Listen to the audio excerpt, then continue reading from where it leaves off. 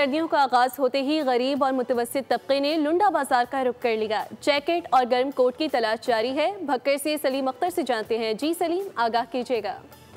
जी बिल्कुल, मौसम में सरमा आते ही गरीब और मुतवस्सित तबके ने लंडे बाज़ार का रुख कर लिया है, लेकिन लंडे बाज़ार में भी आकर वो महंगाई का रोना रो रहे हैं। कोई यहाँ पर जैकेट खरीदने आया है तो कोई कोट तो कोई मफलर। आइए ऐसे ही एक खरीदार से हम बात करते हैं कि वो लंडे बाज़ार में हालिया महंगाई के बारे में उनका क्या कहना है। जी, ये लंडे बाज़ार में हम आए हैं बच्चों के कपड़े लेने, लेकिन महंगाई है। महंगाई की वजह से इधर आए कुछ सस्ती चीज़ मिल जाए, लेकिन यहाँ भी महंगा है, लंडा बाज़ार भी महंगा है।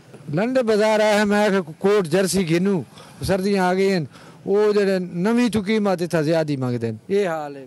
हाँ जी बिल्कुल, इनका ये कहना था कि सर्दी का मौसम करीब है और हम यहाँ पर जैकेट और कोट लेने आए थे, लेकिन उसकी कीमत ज्यादा है जो कि हमारी पहुँच से दूर है।